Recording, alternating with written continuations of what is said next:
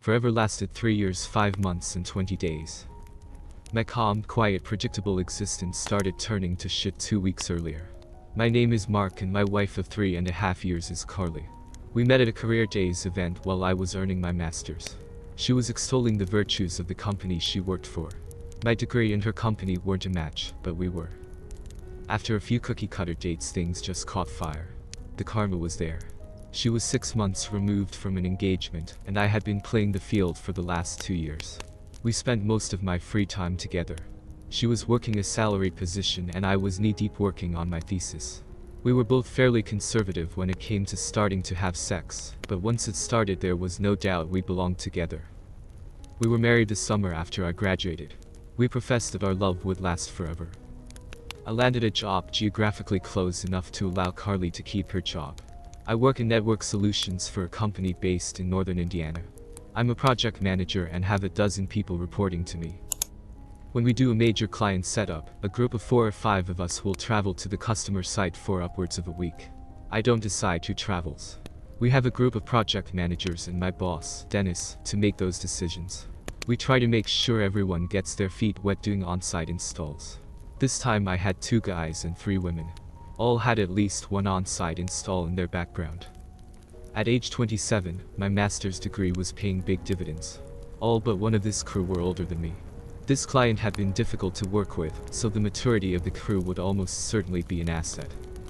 It didn't take too long for the first angry encounter. We arrived at 8 a.m., had the introductory meeting, and then started implementing our solution. It was mid-morning when their so-called expert lost his temper with Leanne. She is one of my more qualified people. Along with their site manager, I helped defuse the situation. Leanne was visibly shaken. I took her to the coffee room to give her a little time to recoup. After about 15 minutes she returned to her desk. Unfortunately, this whole scene would repeat itself shortly after lunch. Their resident expert was sent home for the day. I tried for a half hour to get Leanne calmed down, but in the end I sent her back to the hotel. Leanne joined the team for dinner.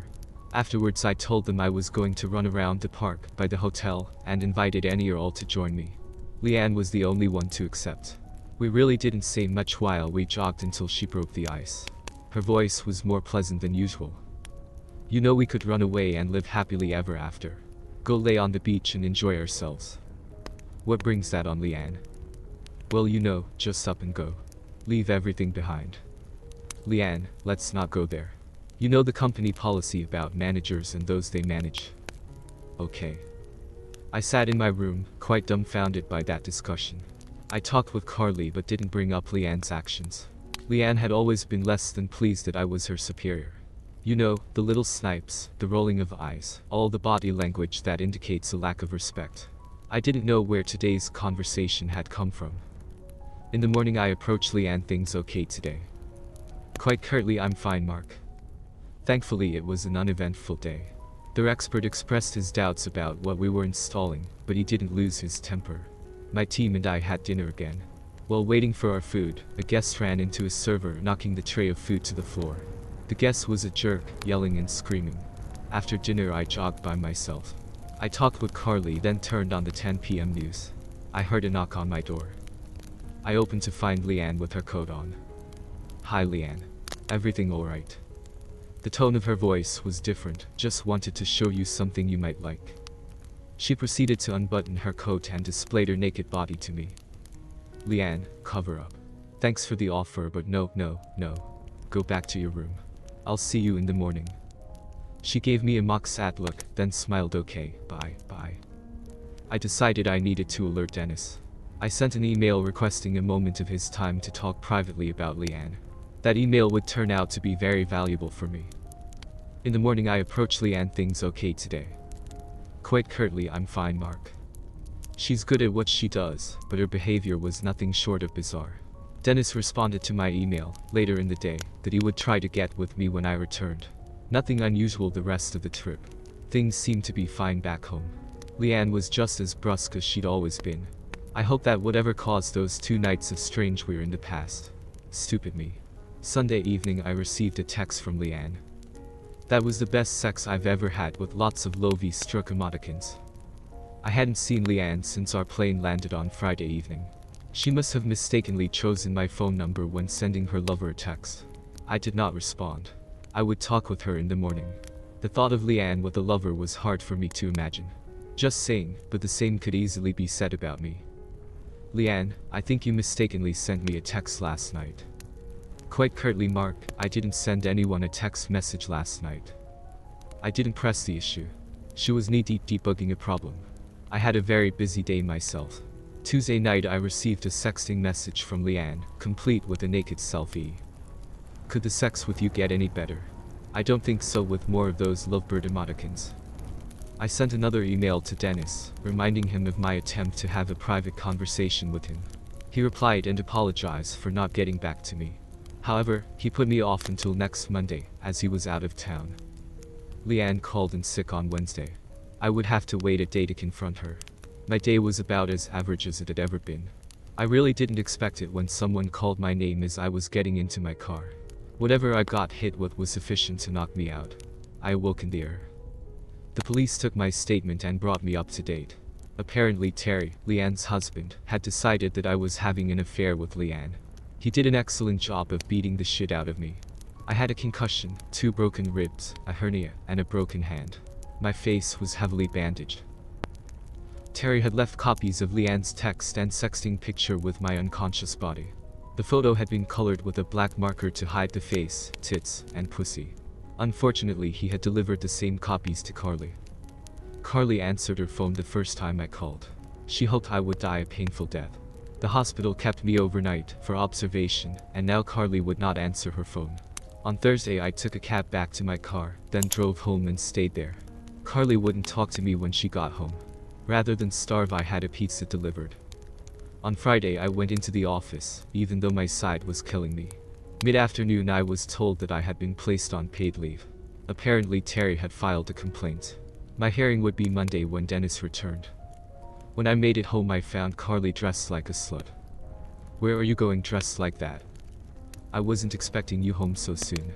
I left you a note. I have a date. Carly, don't do this. There's no going back if you do. Oh, I see. You can fuck around and I can't. Show me your proof. I haven't done a damn thing wrong. I suppose her jealous husband beat the shit out of you as a warning to quit flirting. He has mistaken me for someone else. I have not done one thing that would jeopardize our marriage. I've seen the text and her picture. Looks like you're not as innocent as you say. Do you see me responding to any of them? Did you find any emails from me? Do you have any photos? I know those answers. No. There aren't any to be found. I am completely innocent. I don't believe it. I may or may not be back tonight. I wouldn't wait up for me. Don't do this. I'm warning you. Deal with it, Mark. And with that my wife tipped the first domino over to end our marriage. She had a date with someone she worked with. It was her idea of revenge for what she thought I had done. Her note said basically the same thing she had just said. I was pawn scum and she intended to have some fun too. After our heated exchange I laid down, trying to get comfortable. It didn't work. I left a note for Carly. Something is really wrong. I'm headed to the ER. It's 6 p.m. Friday. Tests revealed I had a ruptured spleen. I listed my brother as my emergency contact. They operated, stitched the spleen, and then zipped me back together. I awoke to the sound of beeps and hums. I drifted into and out of lucidity until I was greeted with a sun-filled room. After eating their suggested diet I sat pondering my situation. My confusion was interrupted by my cell phone buzzing. I didn't recognize the number but answered it anyway. You're one dumb fuck. I thought you were smarter than that, but no. You had to get it on with her again last night. Terry, you've got the wrong person. I'm in the hospital and have been since 6 p.m. last night. Silence. Terry, you still there? I went to the gym at 8 p.m. last night. I was only gone for an hour. Her text message to you this morning talked about the great sex you two had. Terry, I was on the operating table. I'm still here. Room 612 at University Hospital. I'm not going anywhere today. I have to get to the bottom of this. I'll see you in a bit. I checked and found the text from Leanne. The sex last night was so good. The floor nurse dropped by to check my vitals and change my drip. I felt like asking her for something to end this nightmare. She left but said she would be back in a bit to change my dressings. No sooner had the nurse left when Carly entered my room. She was still dressed like a slut. "Mark, I saw your note. Are you okay?" "I'm fine. You can leave.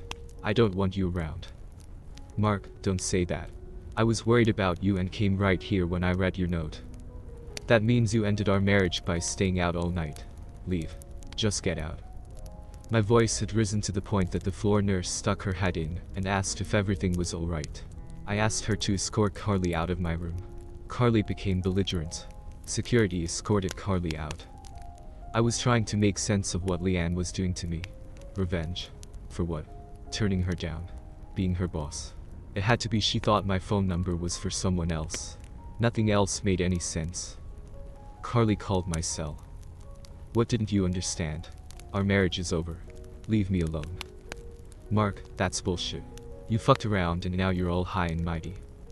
"That's where you're wrong, Carly. I didn't fuck around. You did. We're done. Leave me alone." I hung up. She sent a text message, "We need to talk." "No, we don't. Move your stuff out or set my stuff by the door." I thought we were soulmates. Is that what you thought when you were having your revenge fuck? Is that what you thought when you were fucking your bimbo? I didn't need this. I turned my cell phone off. "Give me morphine, please." Just before lunch, the nurse came back to change my dressings. She started with my face. Terry and Leanne knocked and asked if they could come in. "Oh my god, Mark. What happened to you?" "Hi, Leanne. I was mugged leaving work on Wednesday. This must be your husband. Terry, isn't it? What happened to your lip?" Diverting her eyes, I ran into a door. "Where did it happen? Who did it? Did they arrest them?" "It was in the employee parking lot. I don't know what the status of the investigation is at this point. Last night they discovered I had a ruptured spleen. Nothing serious, just a few stitches fixed the problem. I knew it was Terry who had inflicted my injuries. So did the police. Apparently Terry had withheld from Leanne his encounter with the police." The nurse was finished with my face and asked if I wanted my company to leave while she did the spleen surgery dressings. I said no, let them stay. The nurse needed something, so she left saying she would return shortly. Leanne sat on the chair and Terry tried to start a conversation. "Mark, I just don't know what's going on. None of this makes any sense." "Tell me about it. Come here for a minute." Terry came closer as I whispered. "Leanne was acting very oddly on the last road trip. Has she been under pressure recently?"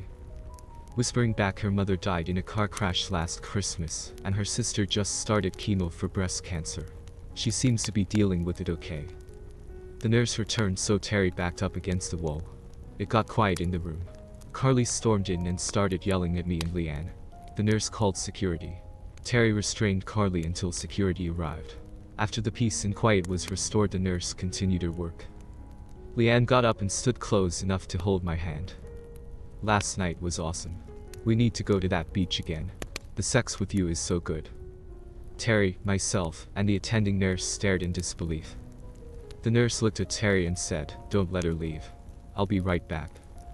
Terry wrapped Leanne in a hug. He mouthed, "I'm so sorry."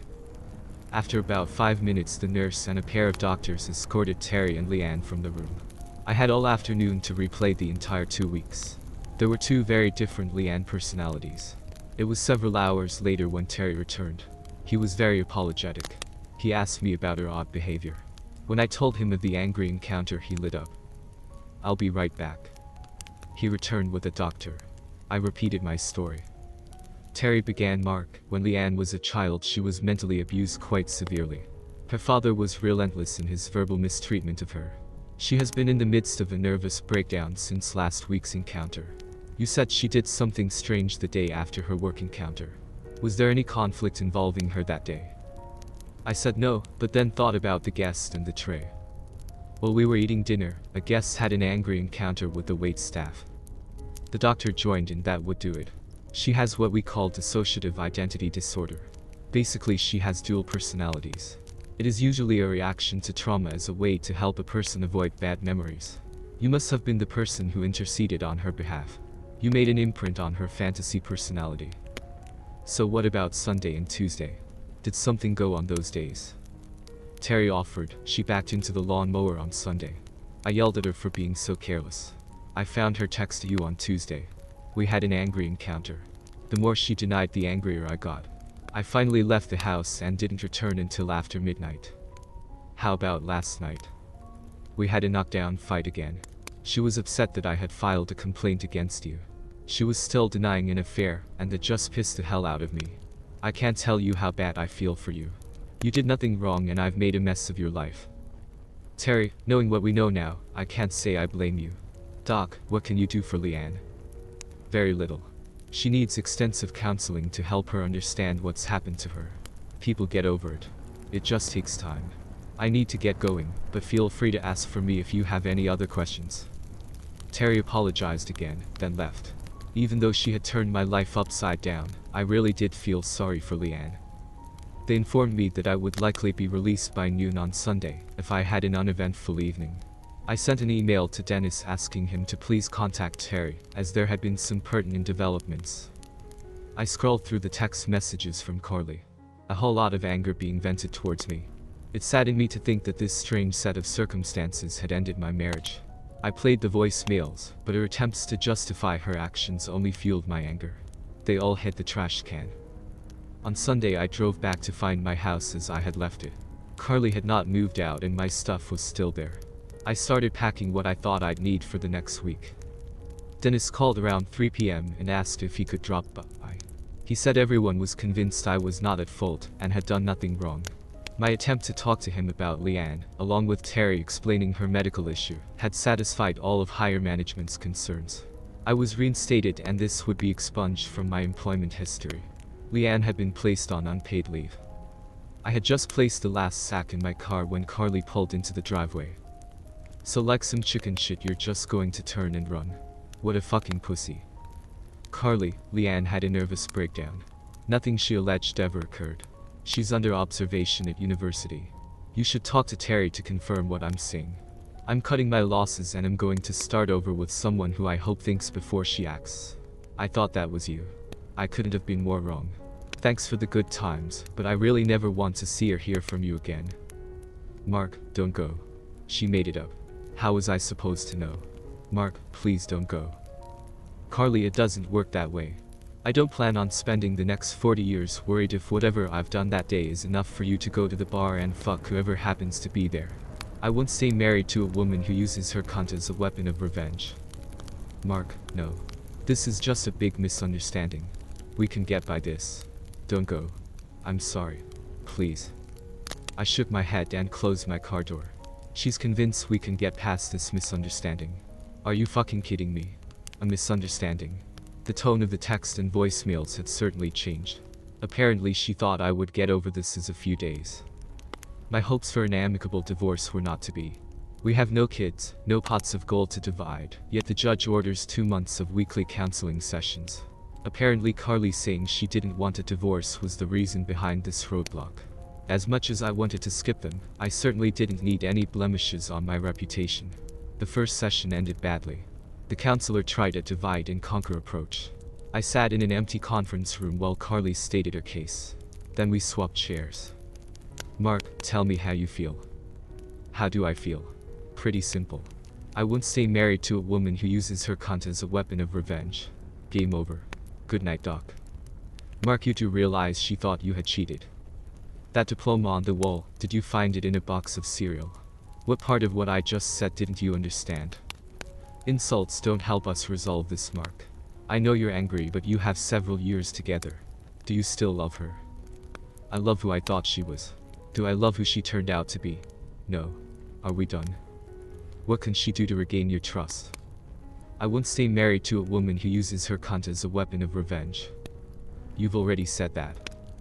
I won't stay married to a woman who uses her cunt as a weapon of revenge. Is that all you're going to say? I won't stay married to a woman who uses her cunt as a weapon of revenge. Mark, it's obvious you're not going to cooperate. Let's call it a night and try again next week. Carly tried to stop me from leaving, but I brushed her hand away and left. Was I childish? You bet. Would I ever consider taking her back? Not a chance.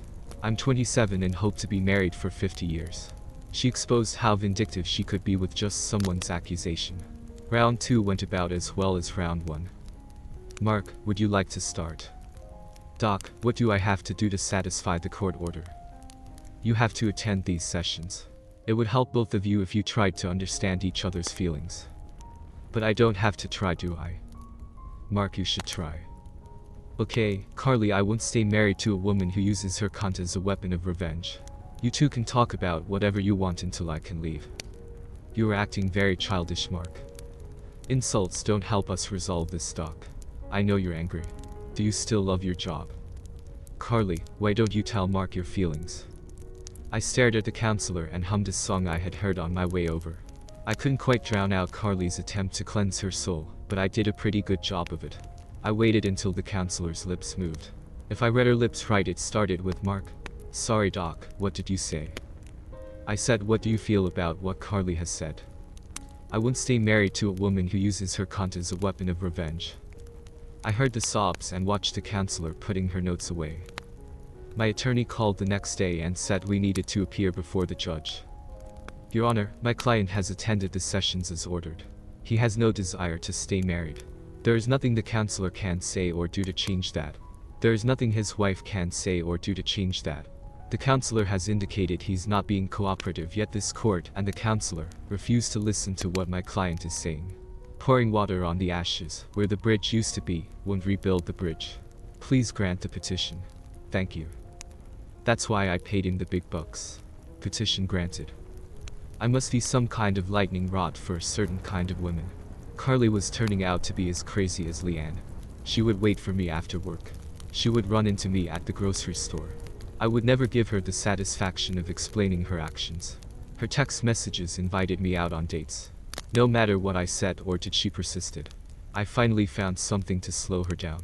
I responded to her offer to go out on a date. Carly, my new wife would appreciate you not communicating with me anymore. Have a great life, Mark. That seemed to do the trick for a week. You're not married. I didn't say I was, but when I do find my new wife, that's what she will say. Please move on. I have. Well, that hasn't stopped her. I have no doubt she will complicate my attempts to find another woman. I'm trying to date again. It might be hard for some to imagine me with a lover. With that said, the dating scene isn't something I excel at. I love who I thought Carly was. So far, nobody is living up to that. I'm in no hurry. A divorcee from accounting looked me up. I cleared it with Dennis before I asked her out. After a few dates, she indicated she just wanted a FWB relationship. The morning after I spent the night with her, for the first time, Carly sent a text. Do you love her? None of your business. I still love you. I'm sorry. Too little, too late. In the back of my mind, I can see you all watching my demise play out on Dateline. Leanne returned to work and was placed under the supervision of another manager.